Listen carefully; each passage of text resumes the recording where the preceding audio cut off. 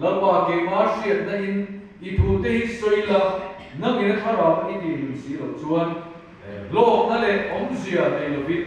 lapa kan mangra do ni so vai sai na hi lapa itu te chu ita ani ang ngein kan ne na khomai takin kan zawai kan ei kan thei tu itu ta chu khomai takin kan ne na nang in thara pa min pon chu samang che kan ne na Isu Krista lo zale sela thara thiam lo zale sela nang ma Isu Krista cho moi lo sela la Isu cho moi na do da thei song song te kan du lo va he in he pi a bu ki ita sak le din an yang in thara thiam lim chuan he muna yan lo na thu nei na ron chang la lamba kan mi mal tin na nang ma thu nei na ron chang che ro pi na cho moi na kan lam chia Isu Krista mi ine na kan di la che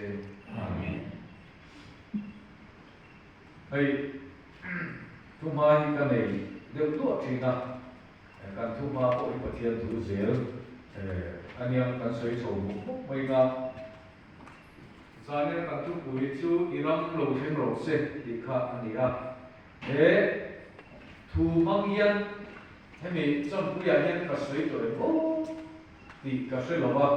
ka lo soi to ni kon ka ti dam deuh to kon kan soi so tu ra mai la ka lo soi lo ani phai chuan alo lama ai ta ila a tho be ama sai thuma kan nei tu chu mani deu kan ei ko san ko cha ru lama chuan ko san pui ru lama kan ko ko sa iden thar ko sana pathian tharau thiam lim to kan don chung chang le ka ron ko sa thane mai thil thua ron chim ver u ko san da te khan di in kanon awa kanon buaga amaron su gen tam atam khan tu ma kha lo lang lava lo chin ta va kan ni chung kan ni pum lu chung kha tharau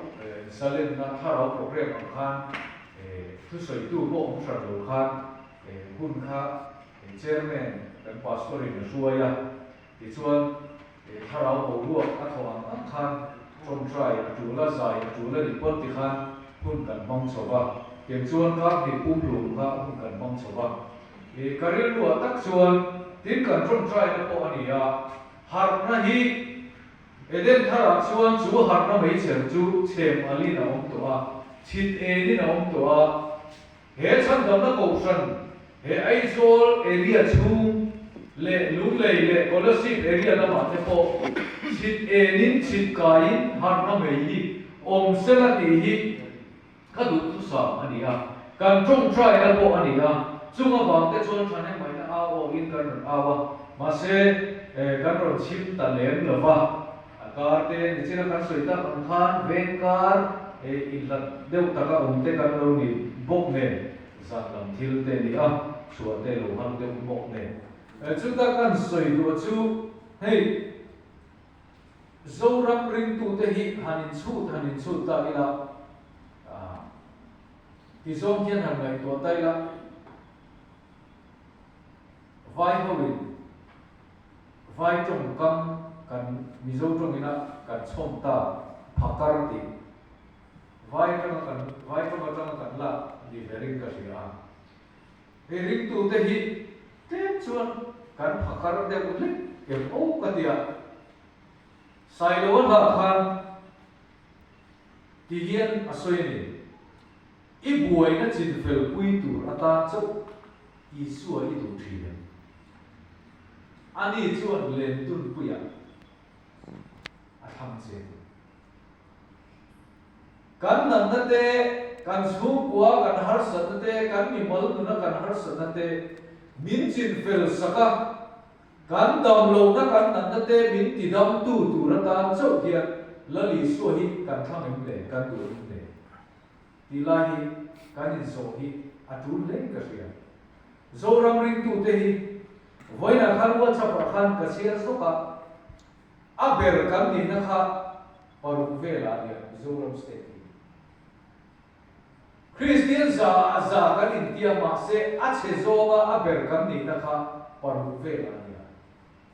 Hindu state Hindu tamna za somkwa le pariat somriat le pasarivel Hindu somkwa le panga somkwa le paruvel Hindu omna state ai khan Christian state kha kan result kha kan ra chua kha a thalo so te mai paru pasarivel kha a chezo ma ber ni na me thai tamna ber edik tamna ber corruption tamna ber zu tamna ber ruilo tamna ber HIV positive tamna ber kan ni tat mai mizoram ni khati zong khan ha ni ngai to tai la sai lo hai i buai na chin